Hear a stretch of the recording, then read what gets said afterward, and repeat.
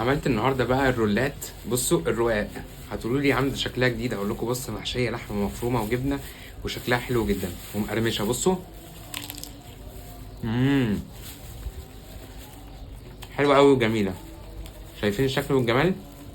تعالوا نشوف الوصفه. طاسة سخنة على النار، هنزل كده بمعلقة كبيرة من السمنة البلدي، وهنزل كده ببصلتين حمر كده مبشورين. بصوا يا جماعة، انا بحب قوي البصل الاحمر فين في الطبخ، هو صحيح لازم للسلطة بس انا بحبه في الطبخ بيطلع حلو كده وجميل.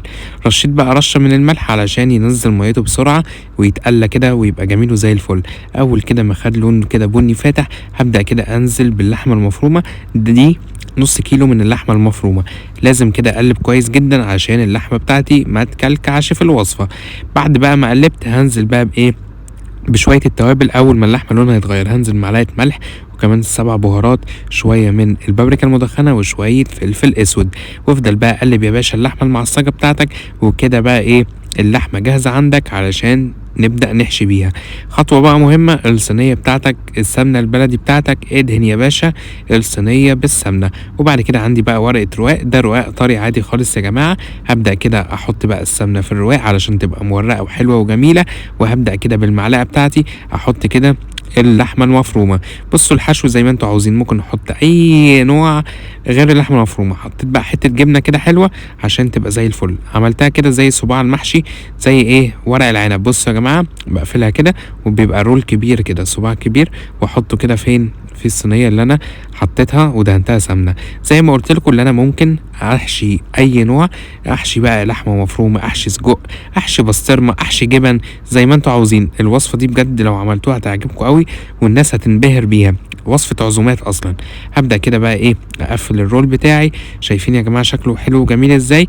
وكده عملت كذا رول. هبدا بقى بالسكينه بتاعتي اقطع كده قبل ما يدخلوا الفرن. هتقولوا لي طب ينفع نقطع بعد ما يدخل؟ ممكن، وممكن كده كل واحد ياخد كده رول وهو ياكله لوحده، بس انا بحب اقطعه كده وبعمل له كده شويه تشريبه كده اللي هي البيضه. والبيضه دي حظي طلع بصفارتين، شويه ملح وشويه فلفل اسود، ونزلت كده بمعلقتين كبار من القشطه وكمان كوبايه من اللبن. هبدا كده اقلب تقليبه حلوه جدا زي ما انتم شايفين، واخد بقى التشريبه الحلوه دي احطها فوق الرقاق. عايزين تكتروا كتروا. هبدا كده اطلع كده يمين وشمال، عايز كده التشريبه توصل للرقاق كله. درجه حراره 180، بيقعد حوالي تلت ساعه. بصوا يا جماعه شكله بيطلع حلو وجميل ازاي. يلا بقى نطلع. بص تعالى بص شكله حلو وجميل، حلو بجد. وبصوا اللحمه طالعه حلوه وكمان الجبنه باينه.